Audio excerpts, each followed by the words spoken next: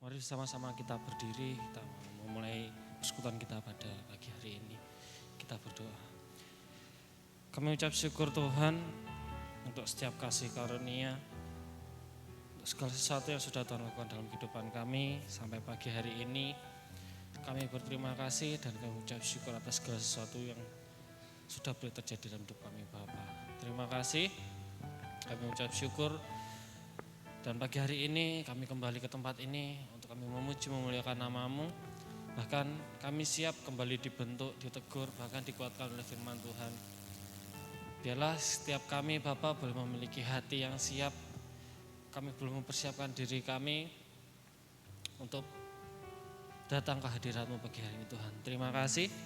Bahkan pagi hari ini kami menyerahkan setiap hamba-hamba-Mu yang akan mengambil bagian dalam pelayanan. Engkau sendiri akan memperlengkapi kami, memberikan pada kami kemampuan supaya setiap pelayanan kami boleh menyenangkan akan Engkau. Bahkan setiap jemaat Tuhan yang hadir, kami semua juga boleh merasakan lawatan Tuhan melalui ibadah kami pada pagi hari ini Bapak. Terima kasih, setiap peralatan yang kami gunakan, tempat, ruangan, cuaca, semuanya kami menyerahkan dalam tangan-Mu. Bila kiranya Tuhan, Engkau sendiri yang berotoritas dalam setiap hal yang ada di tempat ini. Kami juga menyerahkan bangsa dan negara kami ke dalam tangan Tuhan. Bila kiranya Tuhan, Kau sendiri akan tercampur tangan dalam pemulihan bangsa kami. Kau sendiri yang akan memulihkan bangsa Indonesia ini Bapa seperti sedia kala dan semuanya sesuai dengan kehendak dan rencana-Mu Tuhan. Terima kasih. Pagi hari ini kami siap, kami akan memulai persekutuan kami. Biarlah kiranya Tuhan, hadirat-Mu ada di tempat ini, hadirat-Mu yang melawat kami.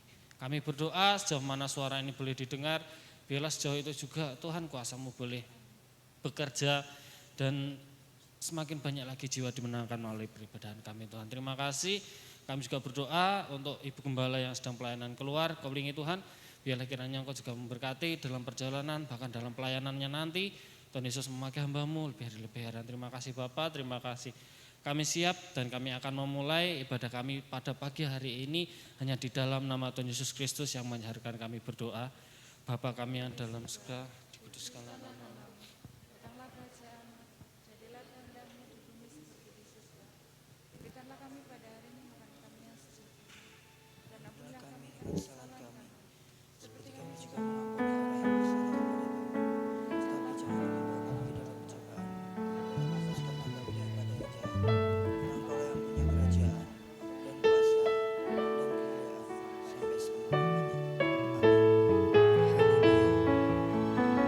Siapkan hati kita untuk masuk ke dalam hadirat-Nya. Kita yang memberikan pujian dan penyembahan terbaik hanya bagi Dia. Karena salibnya kita beroleh kehidupan. Karena salibnya kita diselamatkan. Terima kasih Yesus.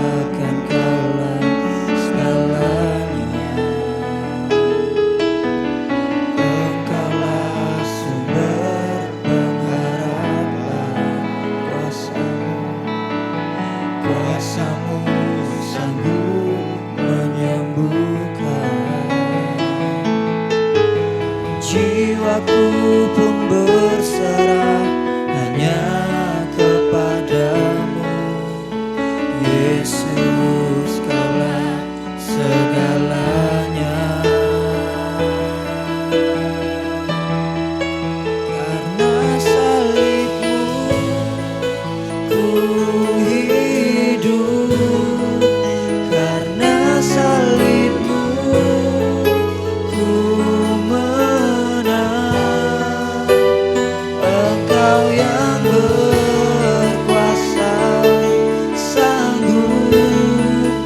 untuk melakukan mujizatmu. Karena salibmu ku hidup. Kami menambahkan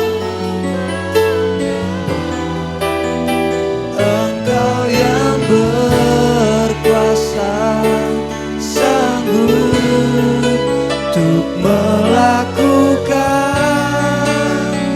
mujizatmu di hidupku. Engkaulah sumber pengharapanku, Engkaulah sumber pengharapan. Kuasa-Mu sanggup menyembuhkan. Jiwaku pun berserah hanya kepadamu. Yesus, Kaulah segalanya. Karena salibmu ku hidup. Karena salibmu ku menang. Engkau yang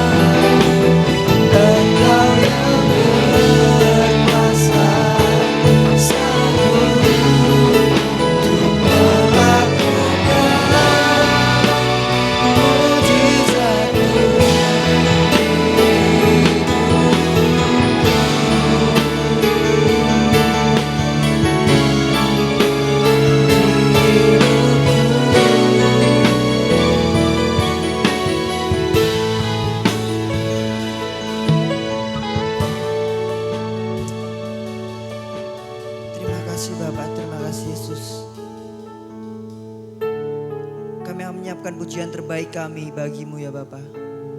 Kami akan naikkan itu dengan kesungguhan hati. Sehingga pujian dan penyembahan kami indah di matamu Yesus. Haleluya. Amin. Shalom. Shalom. Amin. Yang merasakan cinta kasih Tuhan bisa berikan tepuk tangannya yang paling meriah bagi Tuhan kita. Haleluya. Oleh darahnya kita diselamatkan. Oleh darah anak domba kita akan bersaksi akan dia. Amin. Oleh darah anak domba.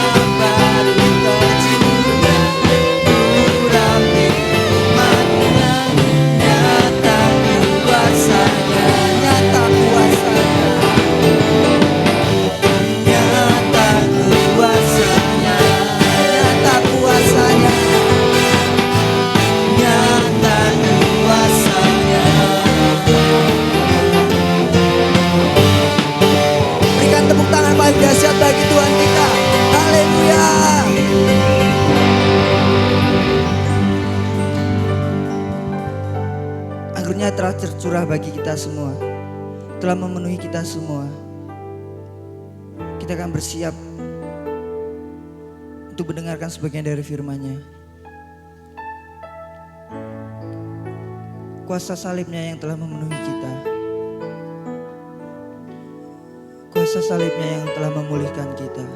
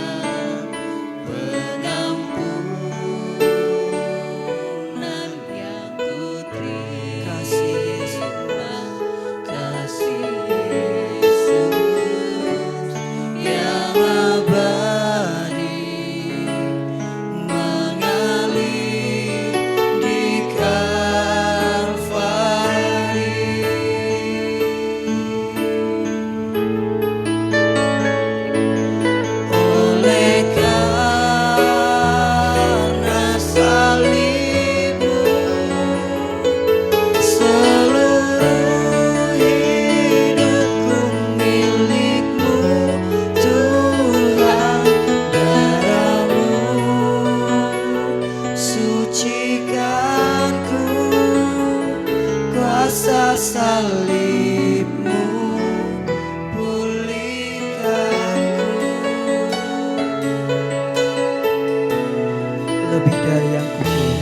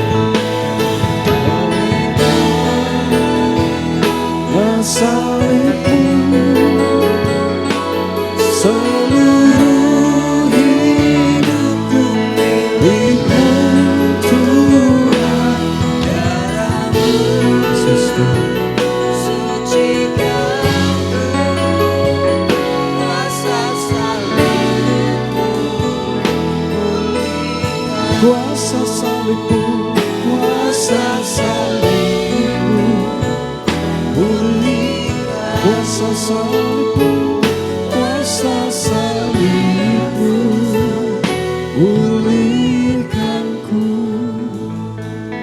sembah Dia. Ini hari yang khusus buat kita. Waktu yang terbaik untuk kita. Mari kita semua angkat suara kita untuk menyembah Dia. Oleh karena salib, kita ada sampai hari ini.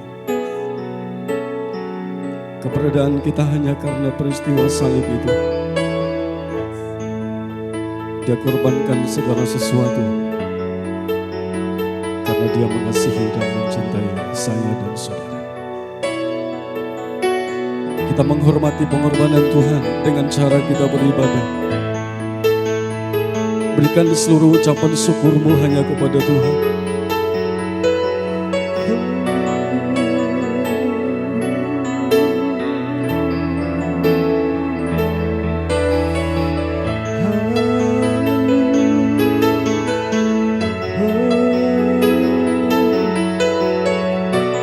Ini kami Bapa.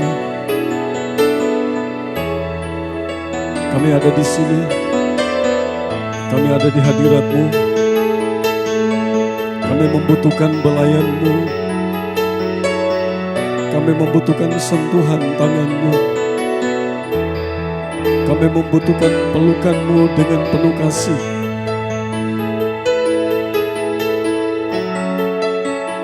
Kami merindukan hal itu terjadi dalam hidup kami. Penuhi kami, seluruh jemaat-Mu yang hadir pagi ini. Penuhi kami dengan kasih-Mu, dengan semangat dan sukacita yang luar biasa.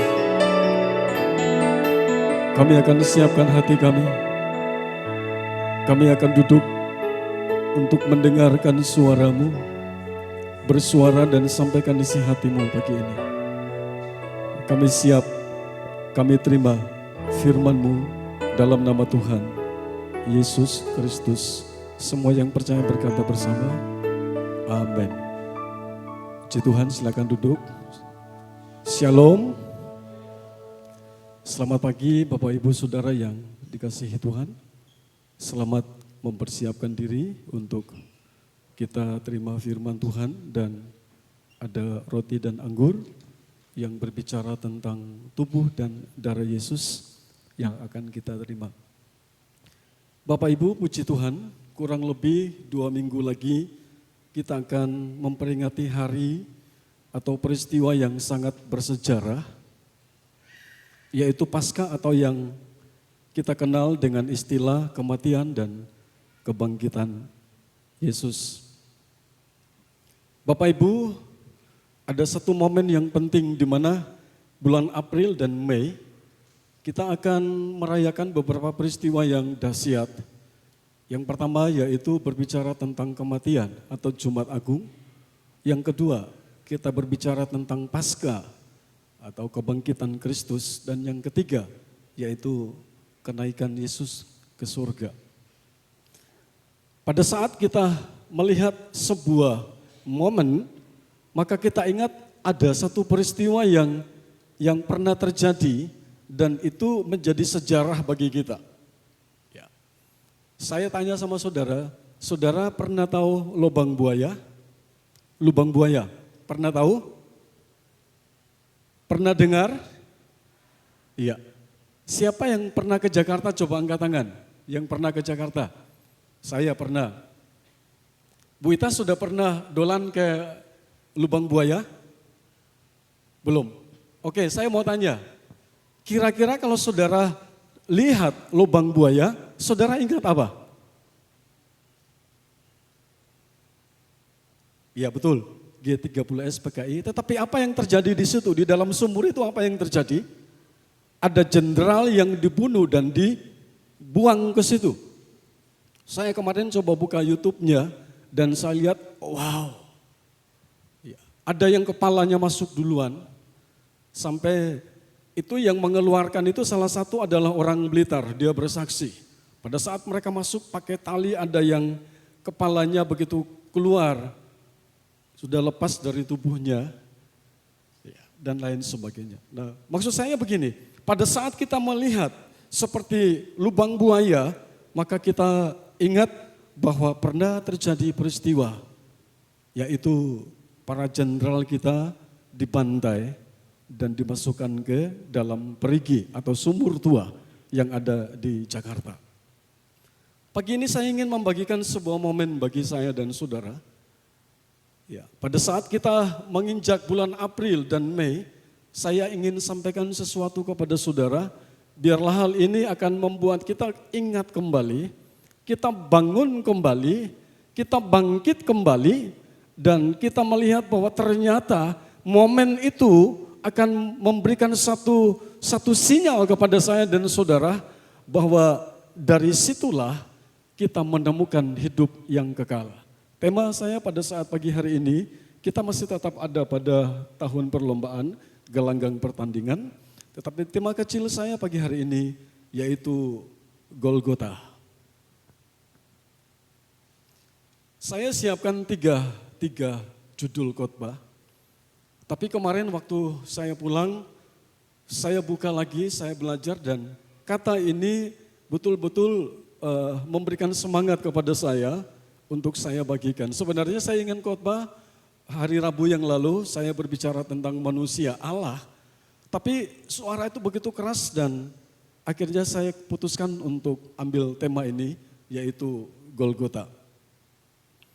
Bapak Ibu Saudara yang saya kasih dalam kasih Tuhan, tadi saya sudah katakan bahwa sebuah momen itu akan membuat kita ingat kembali, ya, bahwa ada sesuatu yang terjadi di tempat itu. Nah saudara, saya sebelum saya masuk lebih jauh, saya mau jelaskan dulu kepada saudara. Kita akan baca Yohanes pasal yang ke-19 ayat 17. Injil Yohanes pasal yang ke-19 ayat yang ke-17 kita akan baca ini bersama-sama ya. Mari LCD, ya. Hitungan ketiga kita akan baca bersama-sama. 2, 3. Sambil memikul salibnya, ia pergi keluar ke tempat yang bernama tempat tengkorak. Dalam bahasa Ibrani Golgota. Terima kasih, Tuhan memberkati. Nah Bapak Ibu, saya ingin jelaskan sedikit sejarah Golgota agar kita tidak buta-buta banget tentang sejarah. Pada saat waktu itu di Yerusalem itu ada tembok yang keliling, ada pintu besar untuk keluar masuk. Nah, posisi daripada Bukit Tengkorak atau dalam bahasa Ibrani dipanggil dengan Golgota, dalam bahasa Inggris ditulis dengan Kalvari, ya. Itu di situ ada sebuah bukit batu yang kalau kita lihat dari jauh itu bentuknya seperti tengkorak. Nah, selain itu di situ pun ada taman di mana dimiliki oleh seorang yang kaya yang akhirnya dia berikan tanah itu sekaligus kubur yang belum ditempati masih baru kepada Tuhan Yesus untuk dikuburkan di sana. Itu yang pertama. Yang kedua, Kalvari atau Golgota yang kita baca dalam Yohanes pasal 19 ayat 17 itu tempat di mana orang yang mendapatkan hukuman berat itu mereka akan dibawa ke bukit itu dan disalibkan sampai mati di sana. Yang ketiga, yang terakhir, Golgota membuat orang tidak tertarik sama sekali. Golgota pada zaman sebelum Yesus disalibkan di situ, Golgota itu tidak tertarik sama sekali. Tidak ada namanya sama sekali. Bahkan jangankan ke sana, untuk melihat saja mereka takut. Karena memang itu tempat khusus orang-orang yang kena kutuk. Karena dikatakan Alkitab mengatakan orang yang mati di salib itu adalah orang yang dikutuk, terkutuk. Jadi saudara, saya ingin bawa saudara untuk kita melihat kembali tentang sejarah. Kita melihat betapa dahsyatnya Yesus yang kita percaya, betapa memiliki sebuah kerendahan hati yang begitu dalam, yang tidak pernah kita miliki pada siapapun selain yang namanya Yesus Kristus. Kalau kita mundur, kita lihat bahwa Yesus yang disebut sebagai anak Allah Dalam Filipi pasal 2, nanti saya akan bawa saudara masuk ke sana. Dikatakan bahwa yang walaupun dia memiliki hak untuk mempertahankan statusnya sebagai anak Allah, tetapi dia copot satu demi satu atribut yang melekat pada dirinya, dia copot pada saat Tuhan berkata kepadanya, kamu akan turun menjelma menjadi manusia dan lewat kamulah manusia dunia ini akan diselamatkan. Yang percaya katakan amin. Makanya dari situ saya mau katakan kepada saudara, mari kita bersyukur apapun keadaan kita sebagai orang percaya. Karena kita melihat satu contoh, satu teladan yang ditinggalkan oleh Tuhan Yesus. Dia ingin saya dan saudara meniru dia, dia ingin saya dan saudara mencontohi dia, walaupun di tengah-tengah tekanan sekalipun, dia tetap memiliki kerendahan hati. Dan dia katakan kepada bapaknya, pada saat saudara kita akan maju sebentar, kita akan melihat. Setelah dia dikasih minum cuka, ya, maka dia katakan begini, sudah selesai. Dia tundukkan kepala dan dia menyerahkan nyawanya kepada Tuhan. Dia enggak pernah bersungut. Tuhan enggak pernah bersungut, kenapa aku diludahi? Kenapa orang-orang itu membenci saya? Kenapa saya dicambuk? Kenapa saya dikasih mahkota duri? Kenapa murid saya sendiri yang namanya Yudas Iskariot itu berkhianat kepada saya? Tidak, saudara. Tetapi dengan tulus dia melakukan kehendak Bapa. Nah, itu sebabnya pada saat pagi hari ini saya ingin membawa saudara untuk kita sama-sama belajar tentang Golgota. Kita akan masuk. Ada apa sih di Golgota sehingga saya dan saudara harus belajar?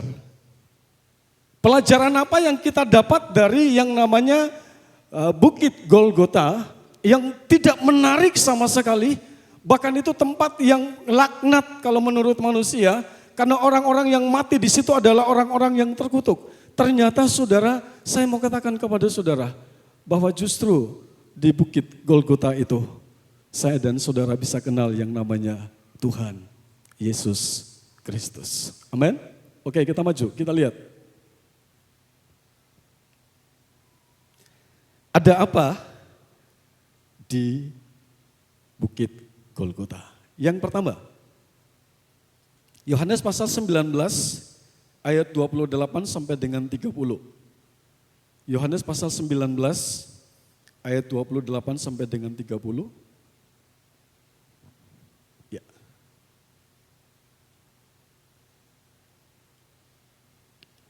Sesudah itu, karena Yesus tahu bahwa segala sesuatu telah selesai, berkatalah ia supaya genaplah yang ada tertulis dalam kitab suci.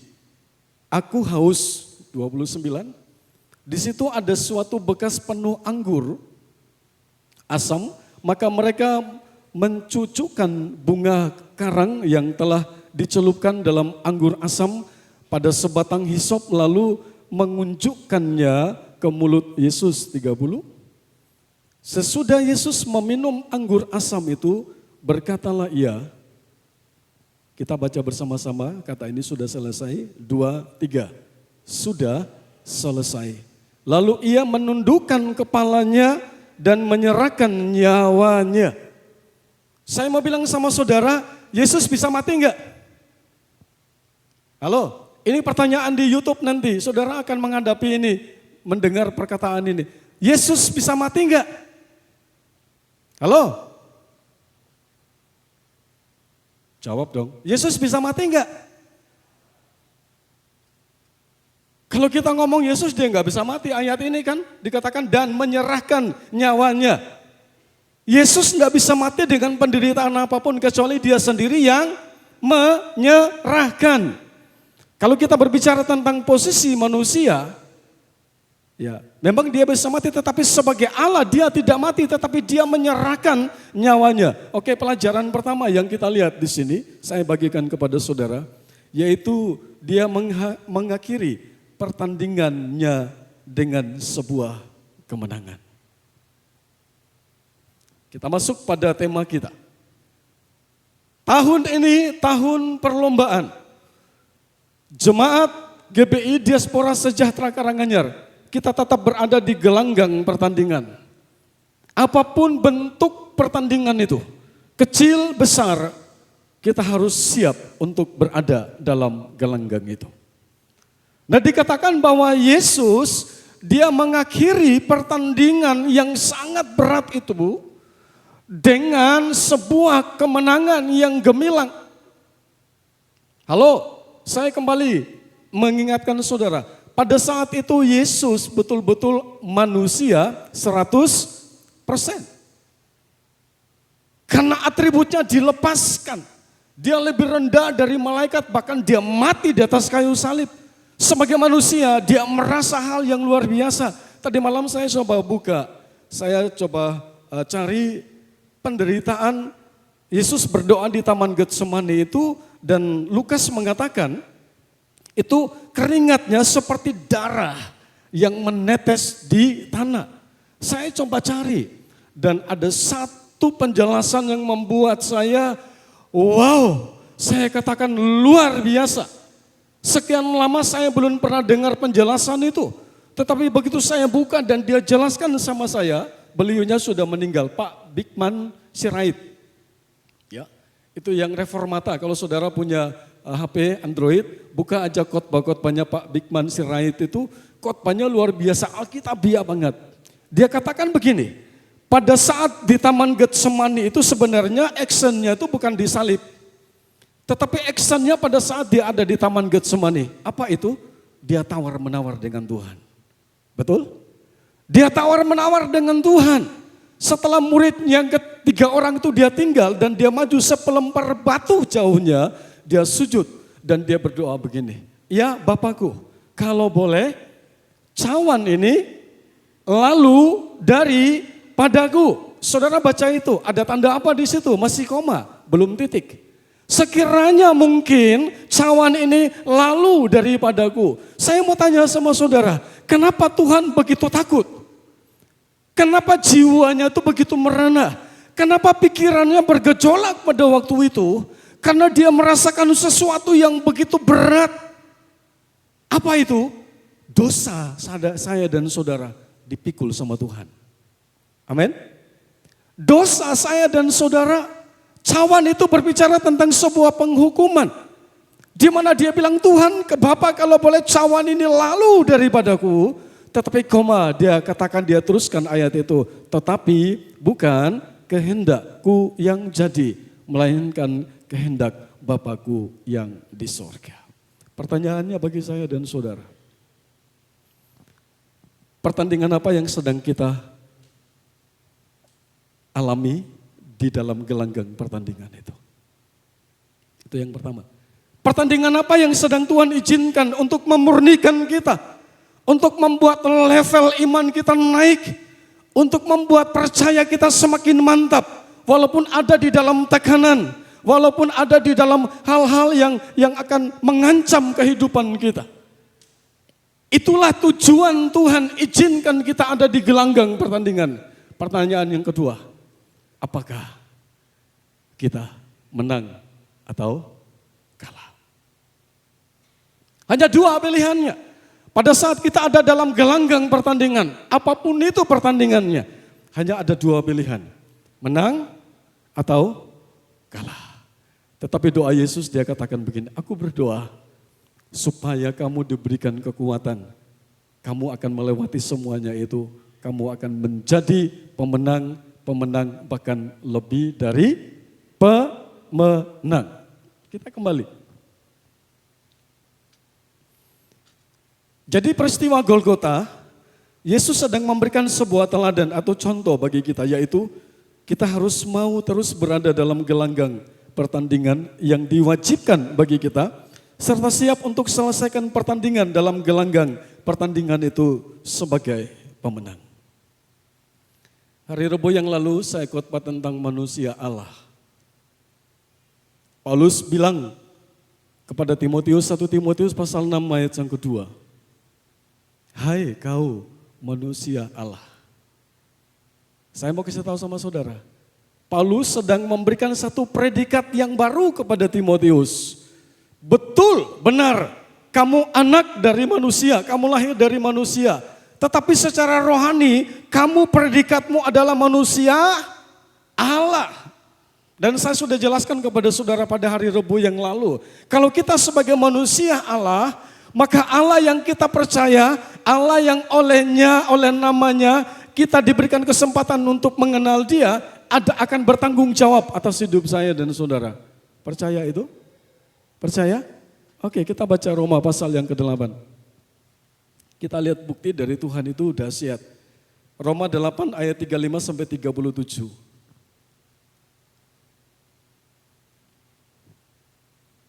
Roma pasal 8, 35 dan 37 saja ya, kita akan singkat. Siapakah yang akan memisahkan kita dari kasih Kristus?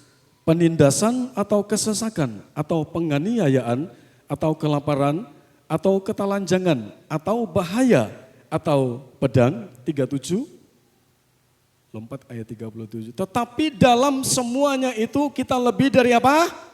Orang-orang yang menang oleh Dia yang telah mengasihi kita. Bapak Ibu percaya dengan ayat ini? Siapa yang percaya angkat tangan? Berikan tepuk tangan untuk Tuhan. Ya. Kalau kita ada di gereja, ini hal yang tidak sulit untuk kita lakukan. Percaya? Yes. Tepuk tangan? Oke, tepuk tangan. Tapi saya mau tanya sama saudara. Pada saat kita ada pada pertandingan yang sebenarnya kita ada di luar.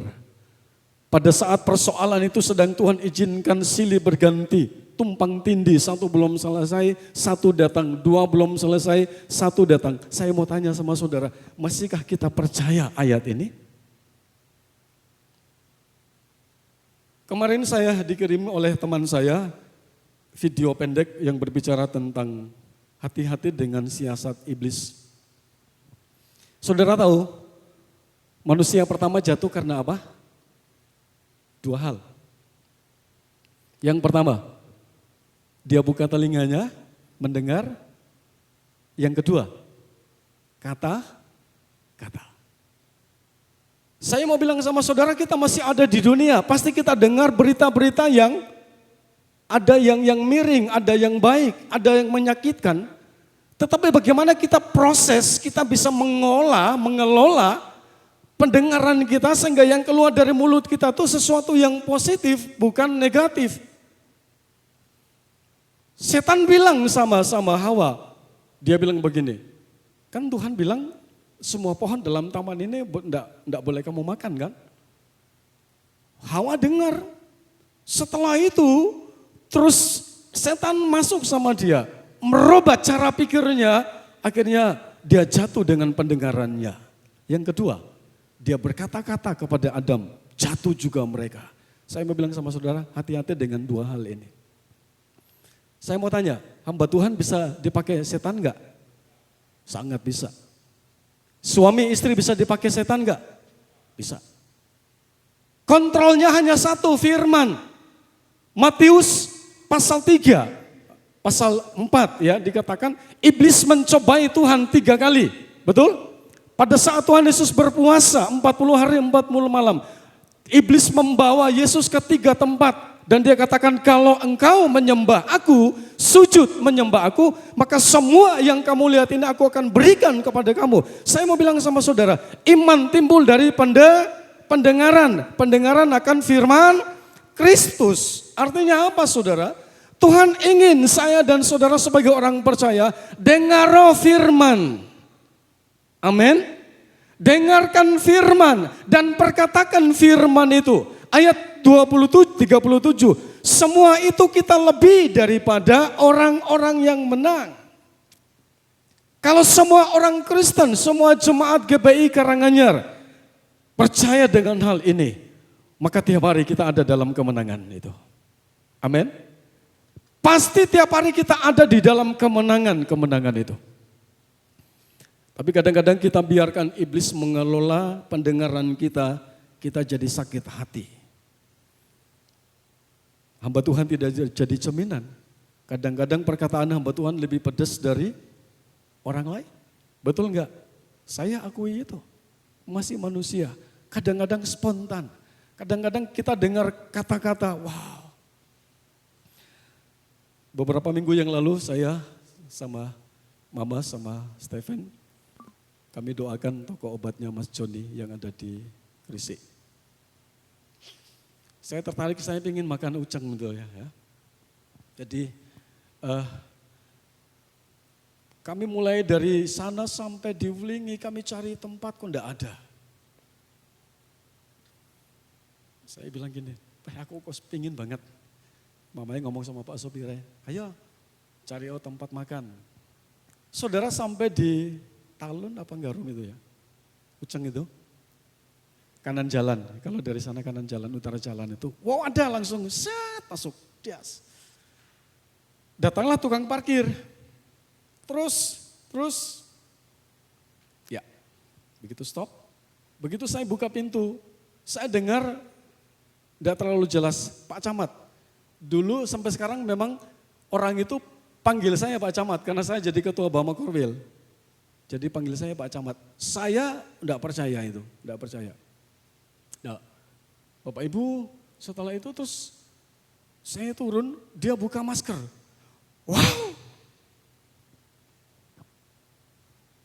Saudara tidak perlu tahu namanya. Mama datang peluk dia. Mama menangis. Kami mau makan bertiga. Saya datang, saya bilang sama dia, balik. Kembali sama Tuhan. Kenapa? Pertama karena perkataan yang menyakiti dia.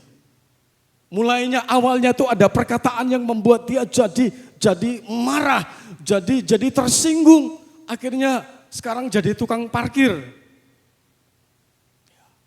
Alkitab bilang lebih baik kita jatuh di kaki Tuhan daripada jatuh di luar. Amin. Remuko di kaki Tuhan, tetap setia sama Tuhan. Daripada kita coba-coba lari. Saya mau katakan kepada saudara, peristiwa Golgota akan mengingatkan saya dan saudara bahwa Bapak kita Yesus, dia telah mengakhiri pertandingannya dengan sebuah kemenangan yang gemilang. Dan hari ini saya mau katakan kepada saudara, saya dan saudara adalah orang-orang manusia Allah. Dan ayat ini menjadi kekuatan bagi kita, modal bagi kita.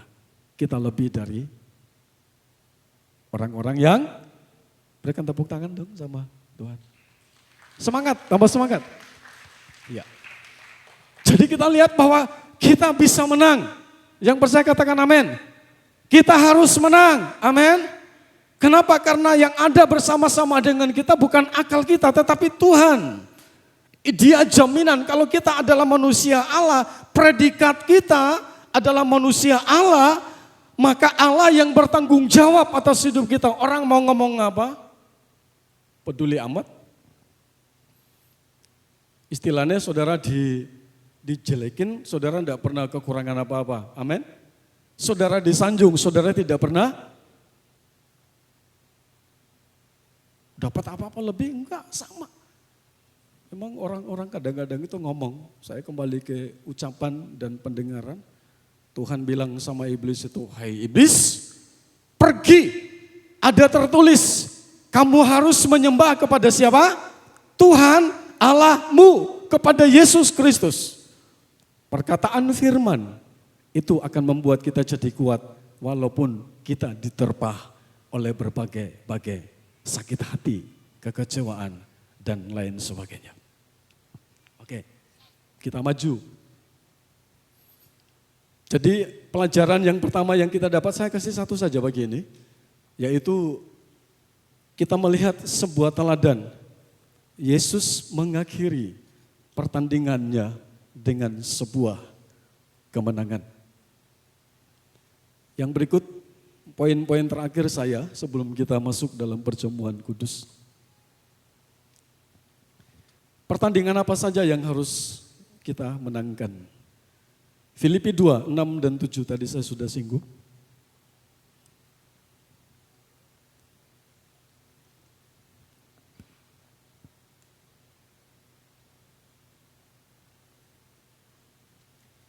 Filipi pasal yang kedua ayat 6 dan 7. Yang walaupun dalam rupa Allah tidak menganggap kesetaraan dengan Allah itu sebagai milik yang harus dipertahankan. Ayat 7. Melainkan telah mengosongkan dirinya sendiri dan mengambil rupa seorang hamba dan menjadi sama dengan manusia. Saya akan mengakhiri khotbah saya di sini. Ada beberapa poin yang saya ingin bagikan bersama saya dan saudara. Kita dengar bersama-sama. Pertandingan apa ya saja yang harus kita perangi dan kita menang? Yang pertama, yaitu berbicara tentang tidak pertahankan hak yang kita miliki. Tadi malam ada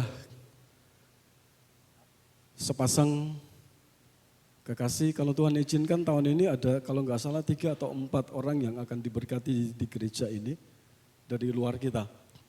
Ya, dari luar kita dan istilahnya konseling. Satu kata yang saya dengar bahwa saya tidak boleh dipaksa. Itu adalah hak saya. Amin. Saudara punya hak? Punya ya, kita semua punya hak. Dikatakan bahwa pelajaran atau pertandingan yang harus kita masuki adalah dikatakan di sini bahwa kita tidak pertahankan hak yang kita miliki. Contoh, aku kan kesel, betul? Saya capek. Hak saya untuk apa? Istirahat. Saya agak sakit. Hak saya untuk apa? Tidak ke gereja. Hak saya untuk tidak pelayanan. Saya mau katakan kepada saudara bahwa justru pengalaman, peristiwa, sejarah Bukit Golgota, Tuhan sedang merontokkan segala sesuatu yang ada pada kita, yang kita anggap itu predikat, yang kita anggap itu adalah hak istimewa kita. Tuhan mau katakan begini, kalau saya saja, saya sudah turunkan itu semua, saya sudah lepaskan itu semua, loh pertanyaannya sampai niki sopo? Amin. Saya mau ngomong begini, kita dikasih kesempatan melayani itu anugerah, amin.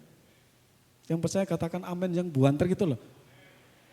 GBI Karanganyar adalah tempat di mana saudara bebas untuk berkarya di sini, untuk bertumbuh di sini. Kami siap untuk memfasilitasi saudara, mendukung saudara karena memang itu tugas gembala.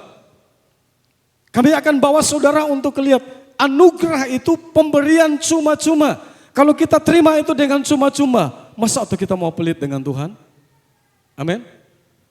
Kan enggak layak tau itu. Orang Jawa bilang enggak pantas. Oh, napas kita Tuhan kasih dengan cuma-cuma.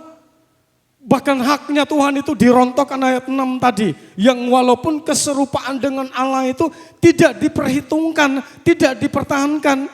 Saya pernah katakan kepada saudara, Tuhan cepat itu. Kalau kata cepat itu gini, dia buang. Artinya apa? Dia lebih tunduk kepada perintah Bapa di sorga. Dia lebih taat kepada perintah Bapa yang ada di sorga. Salah satunya pada saat dia ada di Taman Getsemani. Dia bersungguh-sungguh, peluhnya seperti tetes-tetes darah. Ada yang mengatakan bahwa itu ototnya, urat-uratnya itu nadinya ada yang pecah. Karena saking takutnya, saking pikirannya tuh enggak karu-karuan. Batinnya tuh sedang bergejolak. Dia enggak tahu mau berbuat apa, antara ya atau tidak. Dia begitu menderita karena saya dan saudara.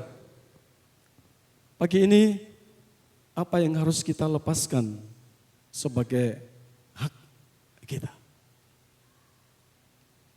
Gereja tidak bisa menyuruh saudara untuk lepas. Kalau pas melayani ya. Kalau enggak, enggak ada. Itu hak saudara. Amin. Tapi saya mau katakan kepada saudara begini.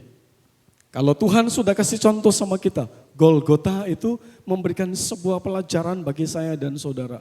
Panjenengan niku sinten? Aku iki sapa? Kalau Tuhan sudah lepaskan itu semua, maka hari ini Tuhan minta kepada kita. Lewat roti dan anggur. Bulan di mana bulan yang bersejarah. Tuhan minta sama saya dan saudara. Ojo dadi jemaat biasa. Percaya katakan amin. Jangan jadi penonton.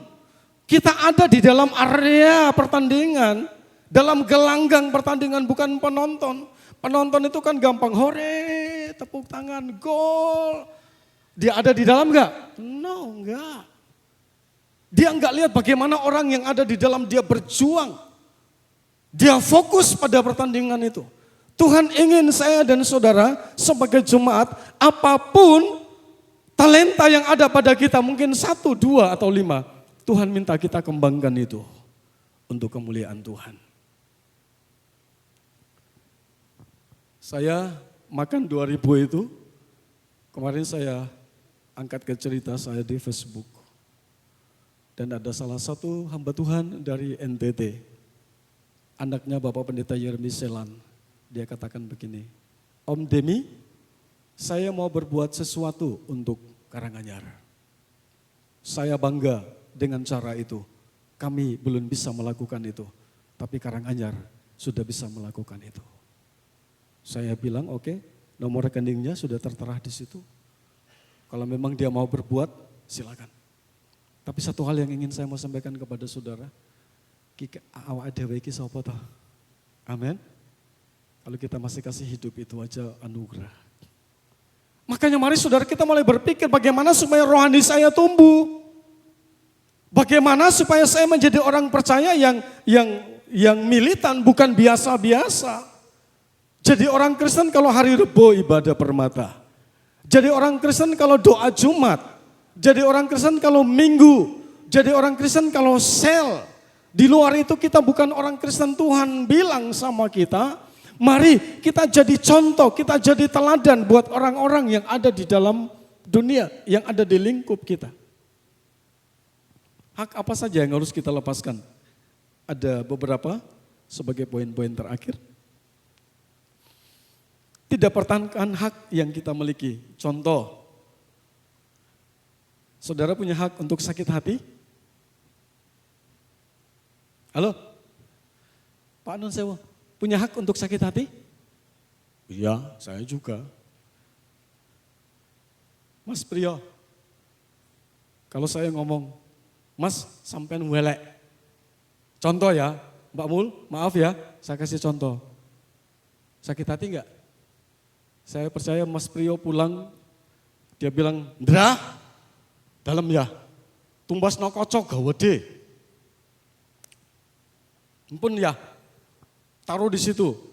Dia ngaca lebih dekat dan dia katakan begini, aku kalau ganteng loh. Lemu-lemuan ganteng. Mbak Mul, ganteng enggak? Ganteng ya? Kok suara mengatakan aku welek, sakit hati.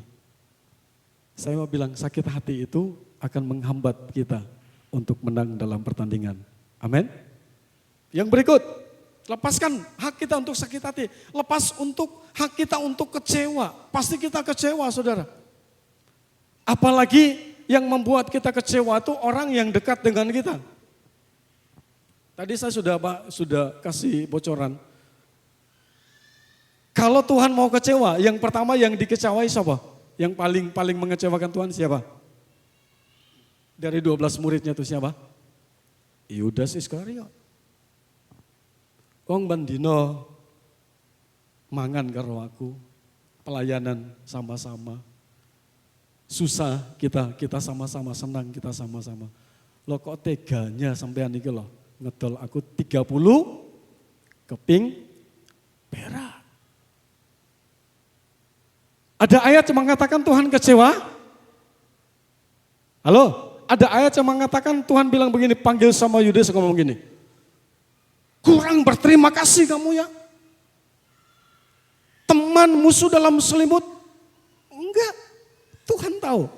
Kalau Tuhan mau kecewa, dia kecewa dengan Yudas. Siapa lagi? Simon Petrus, betul? Lebih apa lagi? Lebih gawat lagi. Dia menyangkal Tuhan, betul enggak?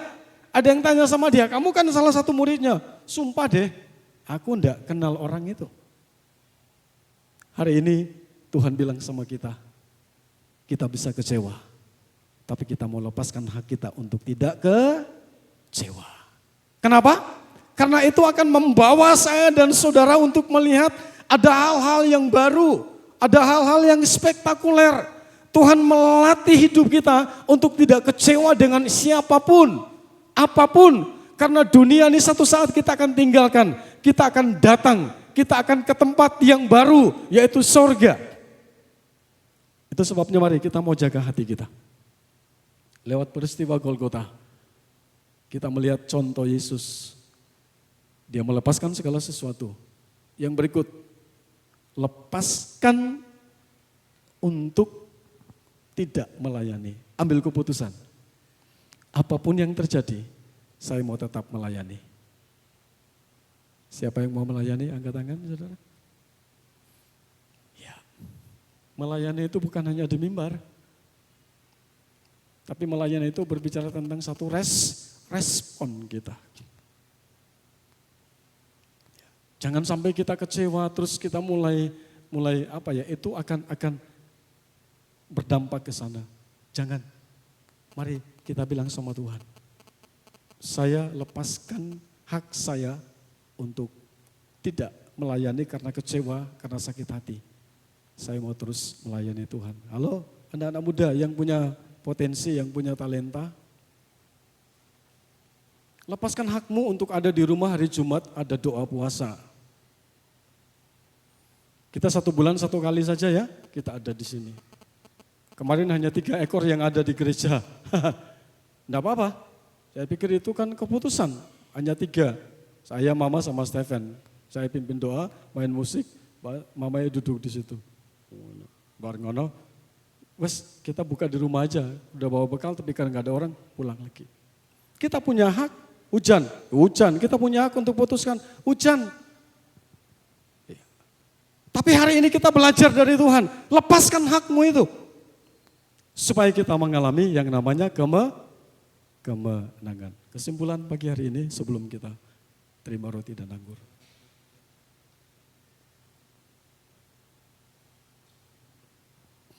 Biarlah momen Golgota akan membuat saya dan saudara bangun, bangkit, menyadari bahwa kita adalah orang-orang yang sudah dipilih Tuhan untuk menjadi berkat di bidang kita masing-masing. Sebabnya mari kita mau sama-sama bangkit dan saya percaya pada saat saudara selesai mendengar ini dan saudara praktekkan itu, maka kita akan melihat hal-hal besar terjadi. Jebolan-jebolan akan terjadi. Tuhan sedang menunggu itu. Tuhan sedang menanti itu. Mari kita sama-sama terima firman ini. Kita ambil sebuah keputusan, komitmen. Saya akan mengakhiri pertandingan dengan kemenangan.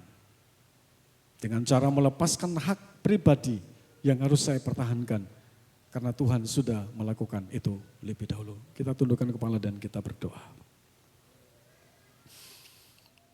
Kita angkat roti lebih tinggi dari kepala kita.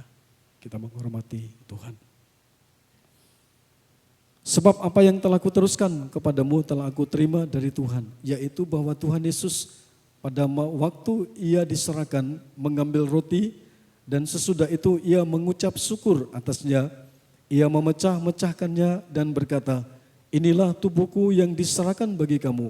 Perbuatlah ini menjadi peringatan akan aku. Bukankah kita percaya dan yakin dengan iman kita? Bahwa roti yang ada di tangan kanan kita berbicara tentang persekutuan kita dengan tubuh Kristus. Ya, saya percaya. Dalam nama Tuhan Yesus Kristus kita makan roti ini. Haleluya.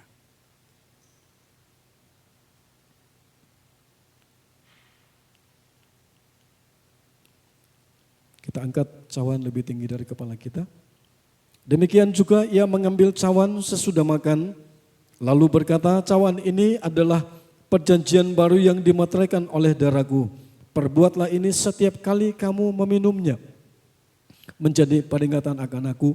Sebab setiap kali kamu makan roti ini dan minum cawan ini, kamu memberitakan kematian Tuhan sampai ia datang. Bukankah kita percaya dan yakin dengan iman kita yang sungguh, bahwa anggur yang kita pegang di tangan kanan kita berbicara tentang persekutuan kita dengan darah Kristus? Ya, saya percaya. Kita minum dalam nama Tuhan Yesus Kristus.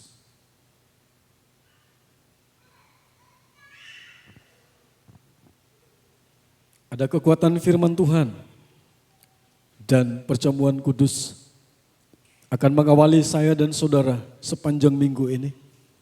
Bahkan menjadi modal bagi kita untuk kita bangkit kembali. Kita kembali pada panggilan kita yang semula. Setia kepada Tuhan. Tetap eksis dalam gelanggang pertandingan.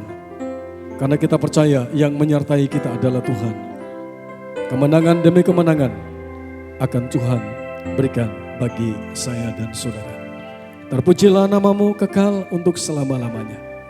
Kami sudah berdoa, kami sudah terima firman-Mu, kami sudah terima roti dan anggur perjamuan kudus dalam nama Tuhan Yesus Kristus. Semua yang percaya berkata bersama, amin. Puji Tuhan.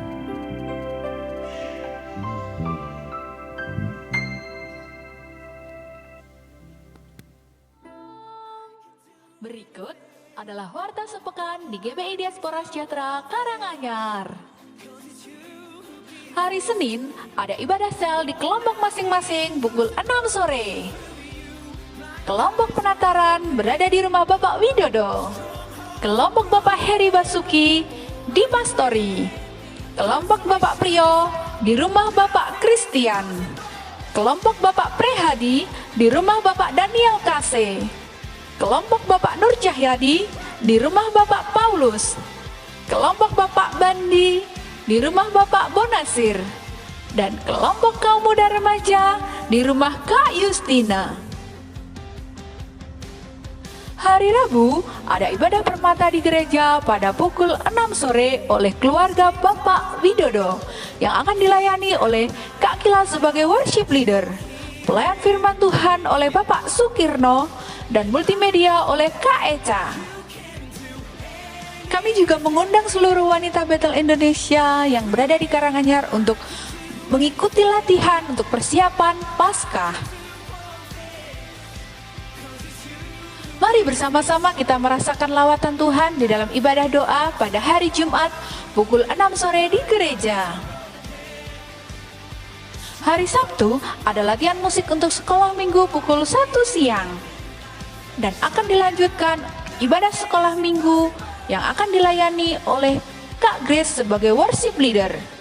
Singers oleh Kak Chloe dan Kak Lexi. Pelayan firman Tuhan oleh Kak Eni Agustin, Kak Kila, dan Kak Steven. Usher oleh Kak Stevo dan Kak Sera.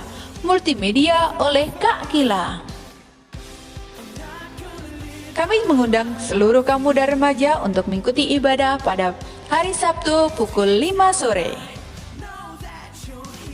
Mari bersama-sama rasakan lawatan dan berkat Tuhan di dalam ibadah raya hari Minggu pukul 6 pagi yang akan dilayani oleh Ibu Meita Saraswati sebagai worship leader, choir oleh kaum ibu, multimedia oleh Kak Eca, doa syafaat oleh Ibu Sistiani, Usher oleh Bapak Ibu Suyitno dan Bapak Ibu Nur Cahyadi.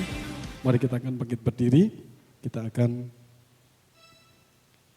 akhiri ibadah kita pada saat pagi hari ini. Bapa di sorga, terima kasih. Kalau hari ini Bapak izinkan kami di hari yang ketiga bulan April 2022. Kami percaya ada rencana Tuhan yang dahsyat bagi kami.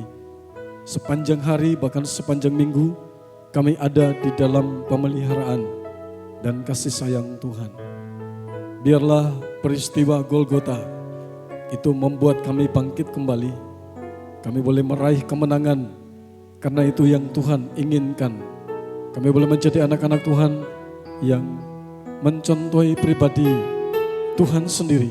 Kami boleh menjadi kuat di dalam gelanggang pertandingan.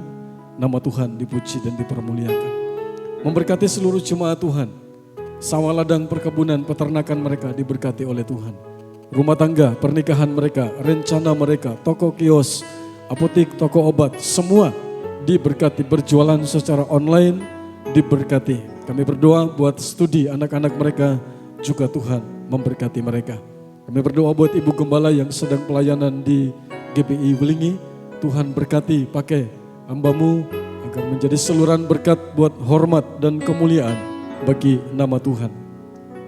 Ibadah sepanjang minggu ini kami serahkan ke dalam tangan Tuhan.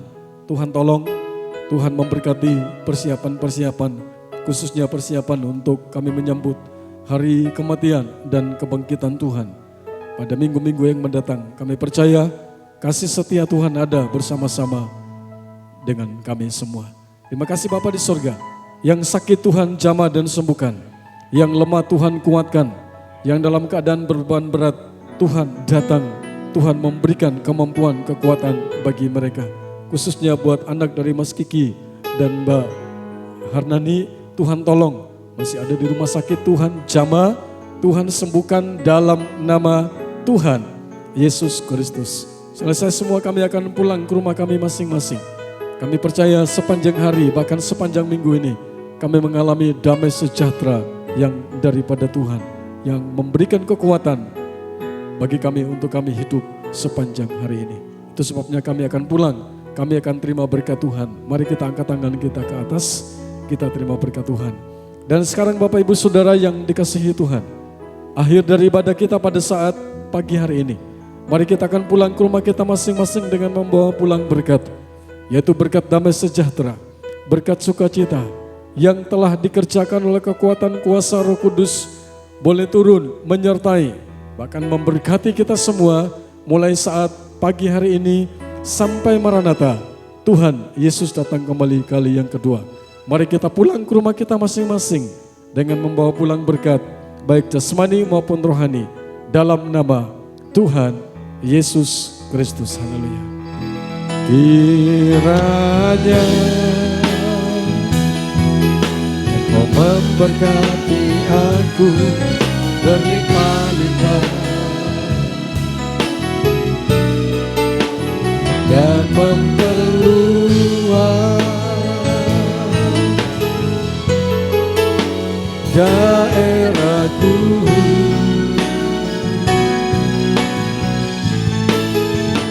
dan kiranya tangan-Mu menyertai aku dan melindungi aku daripada malapetaka, sehingga kesakitan tidak menimpa aku. Sehingga kesakitan tidak menimpa aku. Selamat pagi, selamat pulang, Tuhan Yesus memberkati.